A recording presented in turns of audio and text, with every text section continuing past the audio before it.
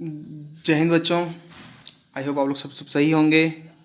Last class में मैंने बात की थी इलेक्ट्रिक पोटेंशियल और पोटेंशियल डिफरेंस, और मैं बताया था कि what is potential difference, work done per unit charge in order to bring the charge from infinity to that point is known as electric potential of that point. मतलब किसी एक point electric potential में बताना हो तो infinity से इस point तक चार्ज लाइए और उस जो वर्क आपने किया उसको उस चार्ज से डिवाइड कर दीजिए और आपको मिल जाएगा उस पॉइंट का इलेक्ट्रिक पोटेंशियल। किसी पोटेंशियल डिफरेंस की बात करें तो पोटेंशियल डिफरेंस जो होता है दो पॉइंट्स के बीच में, अगर किसी चार्ज को ए पॉइंट से बी पॉइंट, अच्छा आपको थोड़ा अजीब लग रहा हो चार्ज एक पॉइंट से दो पॉइंट, लेकिन मतलब ये आप मानिए कि चार्ज को हम मूव करा सकते हैं। चार्ज किसी एक पॉइंट पे स्थिर रहेगा, किसी दूसरे पॉइंट पे स्थिर रहेगा।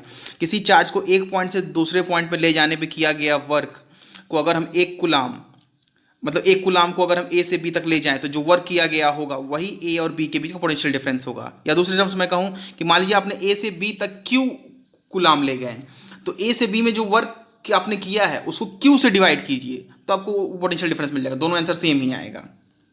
आई होप आपको क्लियर हुआ होगा। और बता दूं इलेक्ट्रिक पोटेंशियल, एक पॉइंट कि इलेक्ट्रिक पोटेंशियल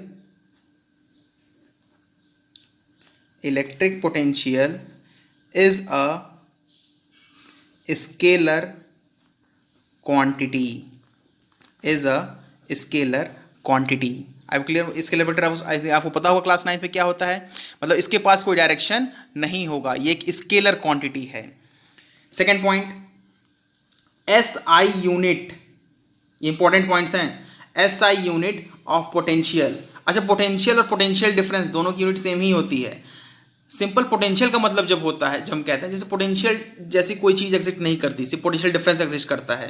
लेकिन जब किसी, जैसे आप ध्यान देते हैं पोटेंशियल डिफरेंस ही है, लेकिन किन के बीच का पोटेंशियल डिफरेंस है? ये पोटेंशियल डिफरेंस है वी पी पोजीशन का माइनस वी इन्फिनिटी, मतलब इन्फिनिटी का, इज इक्वल टू पोटेंशियल। जो भी हमारा इसमें आंसर आएगा, मान लीजिए इसमें हमने वर्क किया है एक कुलाम को लाने में 10 वोल्ट, इसकी SI unit of potential is volt, इसे रिप्रेजेंट करते हैं कैपिटल V से। तो पोटेंशियल डिफरेंस की वही होता है। मैं बता रहा था पोटेंशियल जो होता है वो एब्सोल्यूट जैसा कुछ होता है, जैसा पोटेंशियल डिफरेंस ही हम कैलकुलेट कर सकते हैं।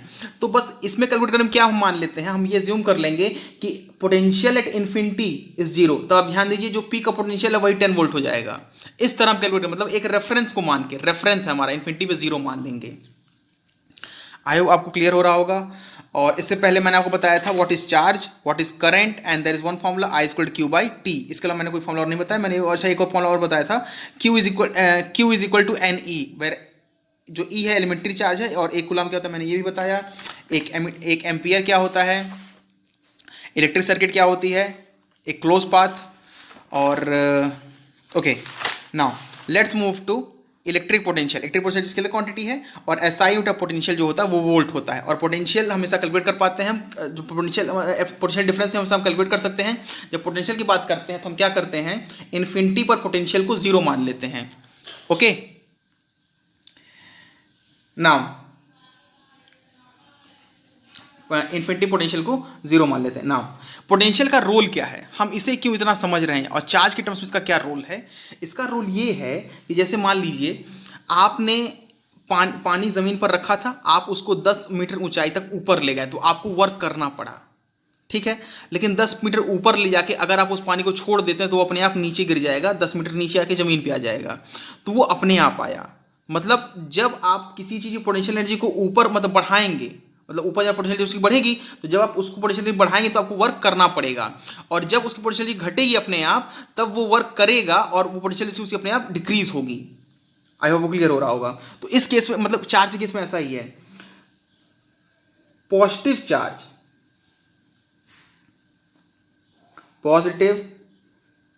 Charge always flow from higher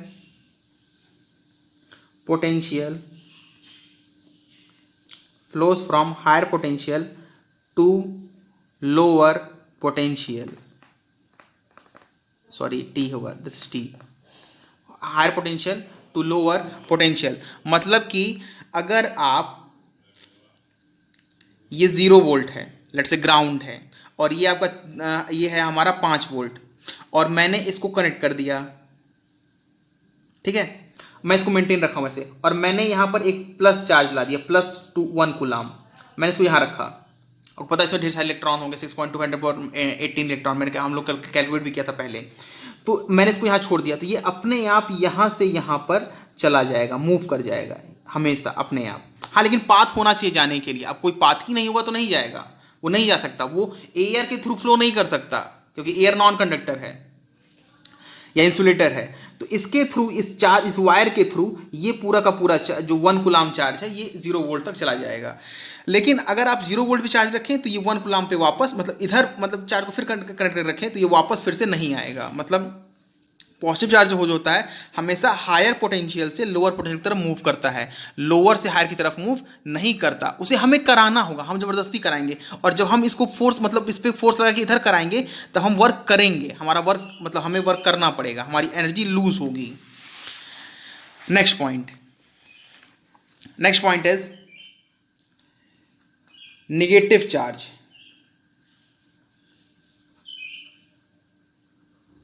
is always flows from lower potential to higher potential, lower potential to higher potential. जो नेगेटिव चार्ज होता है या जो इलेक्ट्रॉन होता है वो हमेशा लोअर पोटेंशियल से हायर पोटेंशियल की तरफ जाता है, वो हायर पोटेंशियल से लोअर पोटेंशियल की तरफ नहीं जाता है। ठीक है, आई होप आपको ये क्लियर हुआ होगा। ओके, कुछ क्वेश्चन सॉल्व करते हैं बेस्ड ऑन फॉर्मूला I/Q/T। तो let's solve the first question, and first question is, okay, next question is, if you pass 500 milliampere of current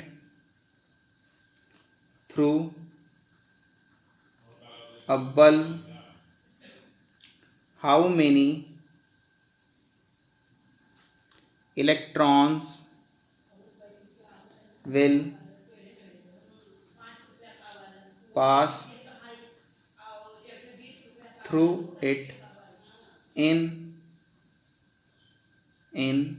5 minutes? Okay, तो आई होप आपको क्वेश्चन समझ में आया होगा। मतलब सिंपल, एक बल्ब है, this is a bulb let's say, और एक कनेक्टेड है, दिस इज मीन्स ऑन। तो यहाँ पे करंट जो फ्लो हो रही है, ये करंट है, ये है आपकी हमारी 500 मिली एम्पियर। ओके, मिली का तो 10⁻³ 500 मिली एम्पियर। इससे कितने इलेक्ट्रॉन पास होंगे 5 मिनट में, 5 मिनट में। ओके, मैं सॉल्व करता हूँ। I = Q/T। सिंपल, तो मैं इसके आगे मैं दो क्वेश्चन और लिखूंगा, या कुछ और क्वेश्चन जो और भी मैं लिखता हूँ, उन सब में इसी फॉर्मूले का यूज़ कर, क्योंकि सिंपल मैंने आपको अभी तक यही फॉर्मूला बताया ही है। और मैंने बताया Q = NE। मैं दो तरीके सॉल्व करता हूँ, एक फॉर्मूले से, एक लॉजिक से। ओके, तो हमें नंबर ऑफ इलेक्ट्रॉन्स निकालना है, आपको ये समझ में आ रहा होगा। I की वैल्यू हमें बताई गई है 500 मिली एम्पियर। 500 मिली का मतलब 10⁻³ एम्पियर। Okay, Q charge. अच्छा, पहले इलेक्ट्रॉन्स, तो पहले बात सोचिए, पहले ये पता कर लेते हैं ना 5 मिनट में कितना चार्ज पास होगा। तो इतना करंट है और Q/T होता है हमारा करंट, तो टाइम में बताया गया 5 मिनट, तो T यहाँ पे हमारे पास है 5 मिनट्स। अच्छा, यहाँ मैं लिख देता हूँ I = 500 मिली एम्पियर। तो 5 मिनट का मतलब तो 5 × 60। अच्छा, कन्वर्ट करना होगा हमें, क्योंकि एम्पियर में था, आप ध्यान दें तो कूलाम पर सेकंड था, तो सेकंड में कन्वर्ट करने के लिए हमें इसको सेकंड में कन्वर्ट करना होगा। दिस 5 × 60 सेकंड, तो this will become as 300 second. So Q/300, this is second, तो Q विल कम एज 500 × 10⁻³ × 300। अब ये एम्पियर सेकंड, और ये होता कुलाम, या आप ऐसे कहें तो चार्ज कुलाम में है ना, क्योंकि हमने इसको सेकंड रखा, इसको एम्पियर रखा, तो चार्ज किस में आएगा, कुलाम में। तो ये हुआ हमारा इतने कुलाम। अच्छा, 3 0 है, तो 2 यहाँ से कैंसिल, ये यहाँ से कैंसिल, ये कैंसिल। ओके, तो चार्ज लिखो 5, शायद हाँ 1 0 1 0 बचा, 5 से 15 150 कुलाम। 150 कुलाम चार्ज फ्लो होगा 5 मिनट में, अगर इतनी करंट है। ठीक है, और हमसे पूछा गया है कि यहाँ पर इस तो अच्छा, मैंने आपको बताया था कि एक कूलाम में एक कूलाम इक्विवेलेंट होता है, अगर आपको याद हो तो एक फॉर्मूला मैंने सॉल्व किया था, दिस वन। एक कूलाम किसके बराबर होता है? 1.6.25 × 1018 इलेक्ट्रॉन्स। तो मैं यहाँ लिख सकता हूँ 1 कूलाम इज इक्विवेलेंट टू 6.25, मैं मतलब जनरली 6 लिखता हूँ, 6 × 10⁻25 sorry 18 electrons, sorry not 25, this is 18, 6 × 10⁻18 electrons, okay, 6 × 10⁻18, this is 18 electrons, 2.25 को मैंने नेगलेक्ट कर दिया, अप्रॉक्सीमेट मतलब लिख रहे हैं, ओके। तो एक कूलाम में तो इतने इलेक्ट्रॉन्स हैं, तो 150 कूलाम में कितने इलेक्ट्रॉन हुए, इसको मल्टीप्लाई कर लिए 150 से, तो नेट तो electrons that will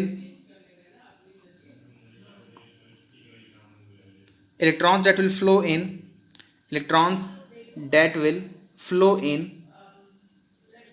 5 minute equals to electrons that will flow in 5 minute, that will equal to 150 coulomb flow हुआ है, हर कूलाम में इतने इलेक्ट्रॉन्स हैं, तो 150 में कितने इलेक्ट्रॉन होंगे, 6 × 10⁻18 इंटू 150, तो 15 6 90, तो 9, अच्छा एक जीरो वहाँ पर, एक जीरो, तो ये 10⁻20।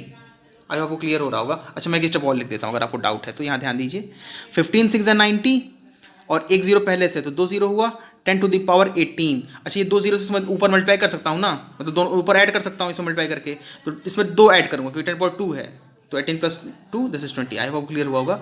इतने इलेक्ट्रॉन्स हैं, इतने इलेक्ट्रॉन्स फ्लो हुए होंगे अगर 500 मिली एम्पियर करंट हो 5 मिनट के लिए, किसी बल्ब से इतने इलेक्ट्रॉन फ्लो होंगे। I hope this will clear to you.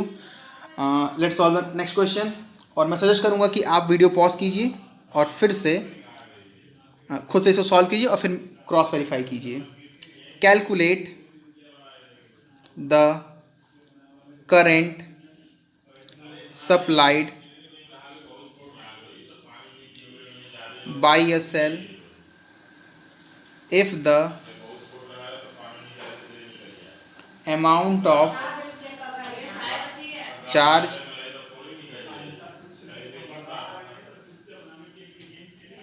through the cell in 2 minutes. Calculate the current supplied by a cell if the amount of charge through the cell in passing through the cell in 2 minutes is 240 coulomb, 240 coulomb. I hope 240 coulomb है ये, okay. मैं suggest करूँगा कि आप video pause कीजिए और फिर solve कीजिए और फिर क्रॉस वेरीफाई कर लीजिए, ओके। अगर हम सॉल्व किया होगा तो मैं सॉल्व करता हूँ इसे। Calculate the current supplied by the cell, simple, I is equal to Q/T, इस फॉर्मूले का यूज़ करना, जैसे मैंने बताया ही पहले। अच्छा सिंपल, अगर आपको कभी भी चार्ज आए, टाइम आए और करंट आए, तो सिंपल एक ही फॉर्मूला है चार्ज टाइम का, तो I = Q/T, इसी का यूज़ करना है। हमसे क्या पूछा गया, find calculate the current supplied, मतलब हमसे करंट पूछा गया है, okay. Current is question mark. If the amount of charge passing through the cell, amount of charge passing through the cell is 240, मतलब चार्ज बताया गया है 240 कूलाम, और हमें क्या बताया, टाइम बताया गया, कितने टाइम में, ये 2 मिनट में। लेकिन फिर वही देखिए, हमेशा ये मतलब यूनिट का खेल है, क्योंकि क्वेश्चन तो बहुत इजी है, सिंपल फॉर्मूला पुट करना आंसर आ जाएगा, तो यूनिट ही बसती है, तो यूनिट को डिप्लो बनाने से क्या किया, 2 मिनट ले लिया था, लेकिन हमें किसमें पुट करना है, सेकंड में। तो this will clear to 2 into, हर मिनट कितने सेकंड होते हैं, 60, तो 2 into 60 second, okay. Now if I put this, then I is equal to Q/T, Q कितना है 240 अपॉन ये कितना है 2 इंटू 60, तो this will B 120 and this will cancel, 6 to 12। आप सॉल्व कर लीजिएगा, 240 बाई 2 इंटू 60, तो this will come as 2 ampere. I hope आपका आंसर इतना ही आया होगा, अगर आया तो बहुत अच्छी बात है, okay. So now let's solve another question, okay. Now question number 3। Now in this question is what will be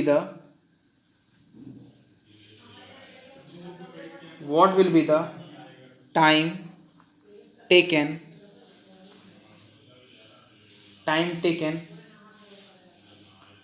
of current drawn of 0.74104 coulomb.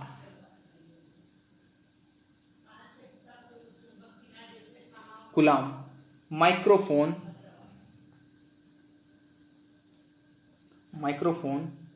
by the net value of electric charge as 1000 coulomb.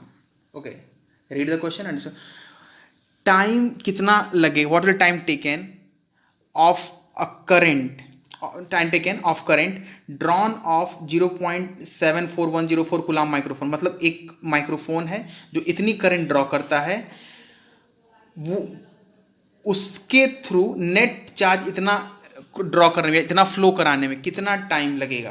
तो okay, this is, I think this is ampere. Sorry, this is ampere. Okay, let me okay, there is एक problem है questions में. Question problem ये है कि यहाँ पे ampere नहीं लिखा था, ये एम्पियर नहीं लिखा था. ओ सॉरी, मेरी मिस्टेक. और ये माइक्रोफोन नहीं, माइक्रो एम्पियर लिखा था. सॉरी, मैंने इसे मिस स्पेल कर दिया. This is micro ampere. Okay, this is micro ampere. What the time taken of current drawn of 0.74104 microampere by the net value of electric charge as इतना. मतलब इतने current के लिए माइक्रो एम्पियर, इतने current के लिए इतना चार्ज ड्रॉ करने के लिए कितना टाइम लगेगा. Simple easy question. I is equal to 0. अच्छा, इस वैल्यू से मत डरिए, ये कोई बहुत हैवी वैल्यू नहीं है, ये सिंपल आपका इजी सॉल्व होने वाला है. बस वैल्यू आपको क्वेश्चन पर लैंग्वेज ऐसे लिखा है और ऐसे मतलब ट्विस्ट किया है उसे ताकि टिपिकल लगे. तो ये करंट है और चार्ज कितना फ्लो करना है, 1000 कूलम. ओके, शायद ये तो डाटा मतलब हमें दिया क्वेश्चन. हमें इतने इस करंट को इतना चार्ज ड्रॉ करने के लिए कितना टाइम लगेगा, time. This is question mark. So simple, I is equal to Q by T. इसी फॉर्मूले का यूज करेंगे. सो इसको इधर मल्टीप्लाई करें, इसको डिवाइड करते आपको क्लियर होगा. T is equal to Q by I. Okay, तो अच्छा, मिली का मतलब -3 मैंने पहले बताया था, फिर बता रहा हूँ. तो इसको पुट करिए, तो T will be equal to Q. Q कितना है हमारा 1000.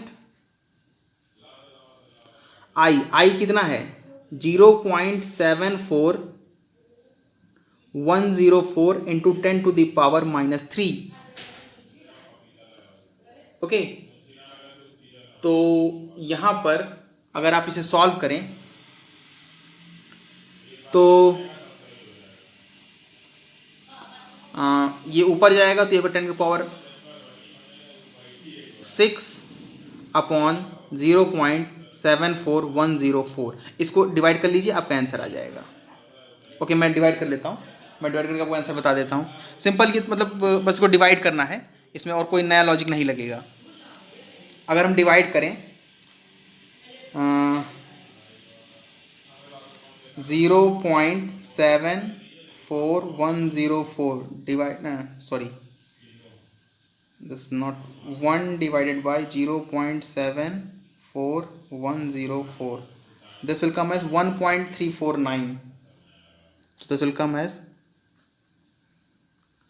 1.35, let's say 10 to the power 6 second. This much time it will take by this much current to draw this much of charge. Okay, I hope this will clear to you. Let's take one more easy question. Okay, I hope आपकी question समझ में आया होगा. एक question और मैं इसे homework के तौर पर दे देता हूँ. क्वेश्चन, फाइंड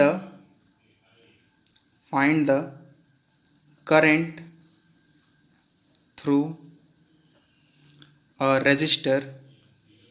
ओके, मुझे पता है आपने रेजिस्टर नहीं पढ़ा है, पर मैं बता दूं इस वर्ड का इस क्वेश्चन में कोई यूज़ नहीं है. ओके, आप इसको देख डरिएगा मत. Find the current through a resistor if 72,000 coulomb charge has passed in 20 minutes. Sorry, not 20 minutes. This was 1/3 hours. Okay, so yeah, this is a question. Solve it. Post your result अगले class में। इसके लिए इतना मतलब इतनी sufficient होगा। अगले class में इसको देखते हैं, आप लोग इसे सॉल्व करिएगा। मैं बता देता हूँ आप लोगों को circuit diagram, what do mean by circuit diagram और सर्किट सिंबल। देखिए circuit diagram, this is the मतलब कि इस चैप्टर का ये एक बेस है, ये आपको क्लियर होना चाहिए। सर्किट डायग्राम मतलब कोई भी सर्किट जैसे आपके घर में, जैसे आपके घर में होगा, एक स्विच लगी होगी, एक फैन होगा या ट्यूबलाइट होगी और उससे कनेक्ट होगा। तो जब भी आप स्विच को ऑन करते होंगे ट्यूबलाइट ऑन जलती होगी, फिर ऑफ करते होंगे ट्यूबलाइट ऑफ हो जाती होगी। तो अगर मैं उसका सर्किट डायग्राम बनाऊं, basically this is symbolic representation, symbolic representation of the circuits। जैसे कि अब मैं बनाता हूं, तो ये है आपकी ट्यूबलाइट एंड दिस इज की, और इसके और यहां पर है आपकी, ये यहां पर है आपकी supply, this is supply, let's say this is supply and here it is key. ये ज्वाइन नहीं है, ये ज्वाइन कर सकते हैं, मतलब ये की है और ये है सप्लाई। ओके तो ध्यान दें आप, तो ये सप्लाई है और ये है आपकी की। सॉरी मैं थोड़ा मतलब ओवरराइट कर दिया इसलिए आपको अच्छा नहीं लग रहा, मैं अभी सारे सिंबल लिखूंगा। तो ये देखिए, ये आपका सिंबल, ये आपके जो सप्लाई है, जो आप में सप्लाई आ रही है आपके घरों में, जो फेज दो आ रहे हैं, एक फेज एक न्यूट्रल, उसका रिप्रेजेंटेशन है। ये स्विच का रिप्रेजेंटेशन जिसे आप ऑन ऑफ करते हैं। ये उस सर्किट का, ये ट्यूबलाइट का भी सकता है, ये लोड है मतलब बेसिकली ये ट्यूबलाइट का रिप्रेजेंटेशन है या बल्ब का रिप्रेजेंटेशन है जिसे आप यूज करते हैं। तो इस चीज को कहते हैं सर्किट डायग्राम। ये बहुत सारे सर्किट पार्ट्स से मिलकर बना होता है, इन सारे पार्ट्स का अपना रिप्रेजेंटेशन होता है। कुछ बेसिक रिप्रेजेंटेशन आपको पता होने चाहिए। Okay this is name and this is circuit representation of some instrument, circuit representation of some of instrument. Okay now आपको ये दोनों क्लियर होना चाहिए। First one we are taking as cell. Cell का रिजल्ट आई थिंक आप लोग मैंने पहले बताया था, मैं फिर बता देता हूँ। दिस इज सेल, ये है एक लॉन्गर लाइन होगी, एक शॉर्टर लाइन होगी और ये दोनों ऐसे करके, इनमें बीच में कोई इनकी, अच्छा ये किसका रिप्रेजेंटेशन है? ये उस पूरे सर्किट का रिप्रेजेंटेशन जो आपने देखा है। अच्छा आपने देखा होगा, अपने इन्वर्टर बैटरी को देखा होगा, उसमें बहुत सारे रहते हैं, उसमें दो प्लग्स रहते हैं जिसमें आपके वो क्या कहते हैं, जिससे हम कनेक्ट करते हैं। उसमें बेसिकली एक मतलब सर्कल टाइप रहता है, उससे हम कनेक्ट करते हैं। तो उसके अक्रॉस हमें वो वोल्टेज मिलता है, 12 वोल्ट होता है, 24 वोल्ट का होता है, 48 वोल्ट आता भी शायद आता है। तो जो मान ली 12 वोल्ट की बैटरी है, तो 12 वोल्ट उन दोनों पॉइंट्स के अक्रॉस आपको मिलेगा। तो ये वो दोनों पोल्स के रिप्रेजेंटेशन, उसमें एक प्लस होता है, एक माइनस होता है। तो जो बड़ी वाली लाइन है ये प्लस टर्मिनल को रिप्रेजेंट करती है और जो शॉर्टर लाइन है ये नेगेटिव टर्मिनल को रिप्रेजेंट करती है। मान लीजिए लेट्स से दिस को मैं इस बड़ी वाली लाइन को पोटेंशियल में लिखता हूँ V प्लस और इस शॉर्टर लाइन का मैं पोटेंशियल लिखता हूँ V माइनस, और यहाँ पे मान लीजिए लिखा हुआ 12 वोल्ट। तो 12 वोल्ट किन दोनों के बीच में है? ये इसके और इसके बीच में आपको 12 वोल्ट मिलेगा, मतलब V प्लस और माइनस ऑफ V माइनस, मतलब इन दोनों के बीच में पोटेंशियल डिफरेंस है वो है आपका 12 वोल्ट। आई होप आपको क्लियर हुआ होगा कि इन दोनों के पीछे जो पोटेंशियल वो है, पर जैसे मान लिखा है, आप पेंसिल सेल देखें तो उस पर लिखा रहता है 6 वोल्ट, एक प्लस लिखा रहता है, माइनस लिखा रहता है। Okay I have a pencil cell quite old one. ये देखिए, ये आपको एक मिनट, या now you got it, this one. So यहाँ पे आप ध्यान दें, ये लिखा है positive, this is positive. Okay तो यहाँ पे ये जो पॉजिटिव सिंबल बना है ये पॉजिटिव है, और यहाँ देखिए यहाँ पर बना है निगेटिव। आई होप आपको दिख रहा होगा। ओके या फिर आपके पेंसिल से आप देख भी सकते हैं। तो ये इसमें ये पॉजिटिव है और ये निगेटिव है। तो इन दोनों के क्रॉस मान लीजिए इस पे लिखा होगा 1.5 वोल्ट, उन दोनों के क्रॉस में 1.5 वोल्ट 1.5 वोल्ट का पोटेंशियल मिलेगा। तो प्लस और माइनस के बीच का पोटेंशियल डिफरेंस है, वही मैंने यहाँ पे लिखा है। Okay next one is battery. हमारे लिए अच्छा नॉर्मल लैंग्वेज में अगर मैं बैटरी कहूँ और सेल कहूँ, नॉर्मल लैंग्वेज सेम होता है पर थोड़ा सा अंतर होता है। A combination of cell is known as battery. A combination of cell, a combination of many cells are known as battery. एक कॉम्बिनेशन मैं आपको दिखाता हूं, ये देखिए,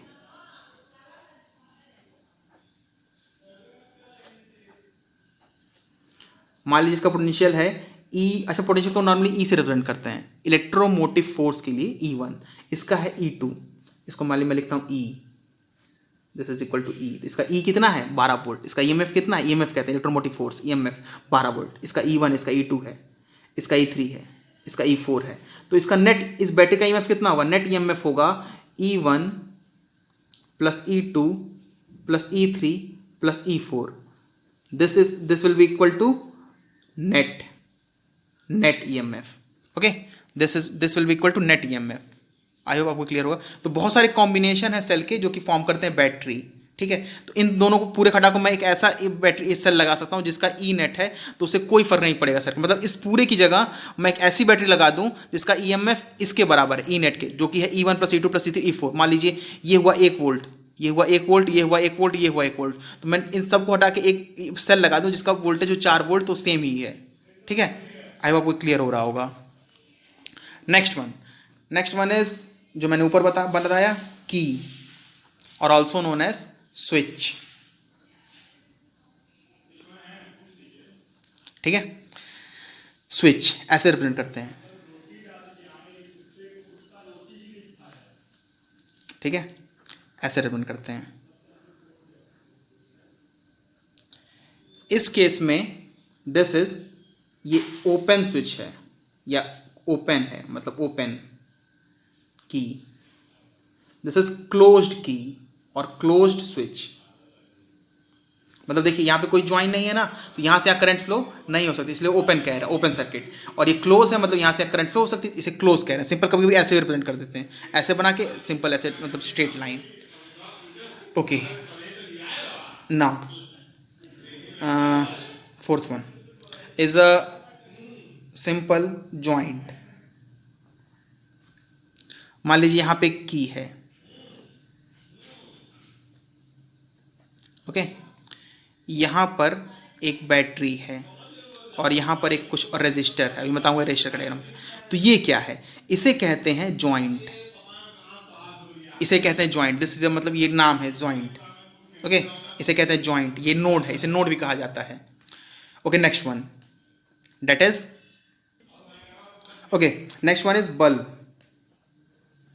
बल्ब का सिंबल रिप्रेजेंटेशन कोई मतलब एग्जैक्ट नहीं है, कभी ऐसे रिप्रेजेंट कर देते हैं, कभी कभी ऐसे कर देते हैं बल्ब, या कभी कभी ऐसे करके, ये this is bulb. Okay, simple ये लोड रिप्रेजेंट करता है। बेसिकली ये क्या है, ये एक रेजिस्टर है, इसके अंदर भी एक रेजिस्टर फिलामेंट होगा। Okay, next one ammeter. Ammeter, this is